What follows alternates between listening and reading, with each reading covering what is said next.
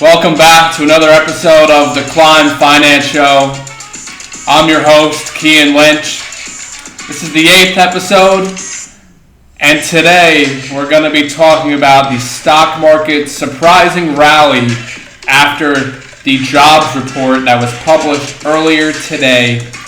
So let's get into it. So we're going to take a look at this Wall Street Journal article right after we review the data, there.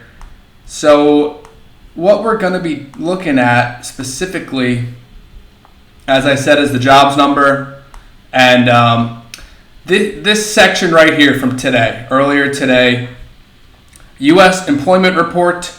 So there's three figures here. I don't have to scroll all the way up just to tell you, but 336, that is the actual. 170 was the expected or forecasted, and 227 is the previous. So if you have long story short, the actual almost doubled the forecasted, which is on its face value a great thing for the economy. And then secondly, the unemployment rate slightly higher than expected, no big deal. Hourly wages slightly lower than expected, 0.2 for U.S. hourly, and year over year 4.2 compared to 4.3. Even though that seems like it's nothing, just keep that in mind as we look through this next article here. So the stock market rallying after investors digest jobs report.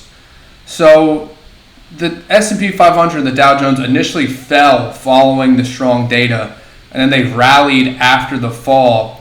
It was pretty confusing because, first off, why did it fall initially from good economic data, and then why did it rebound after falling? So let's see what this reporter, Jack Pitcher, has to say. It basically says, stocks rallied to end the week on a high note after investors warmed to an unexpectedly robust jobs report. 336, the highest tally since January. However, the news initially rattled markets, sending bond yields to their highest level in the last 16 years. Check out my last video on bond yields hitting the highest level since 2007. However, yields came off their highs and stocks rallied after portfolio managers concluded the report continued a recent trend of softening wage growth. So essentially, it has the Fed rethinking if they're done lifting interest rates or not. So this is where we're at. The Fed wants to continue raising rates to bring down inflation. A good jobs report tells them that there is still room in the economy to be able to increase interest rates. And the fact that the Fed can still increase interest rates scares stocks, and it also sends treasury yields higher because obviously higher interest rates, higher yields, lower stock market growth.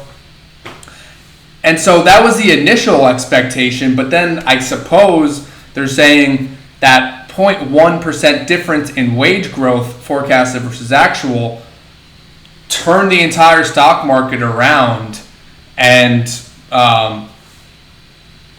is the reason behind this surge, because the analyst said the jobs report is not that good. Look at the wage growth, even though it wasn't that high off. And this article talks about whether economic news is good or bad for stocks. On one hand, a resilient job market and consumer spending could boost corporate profits, but rising yields on expectations the Fed may hold rates higher for longer are likely to reverberate throughout the economy, including in the form of higher borrowing costs that have weighed on stock prices. As the chief investment officer of Northern Private Wealth says, this move in yields will continue to serve as a gale force headwind to equities, meaning a bad thing for equities. And then this is the last thing I'll point out. Traders in interest rate derivatives now see a 32% of another Fed rate hike at its November meeting, up from 20% on Thursday before the jobs report. So another interesting thing going on here.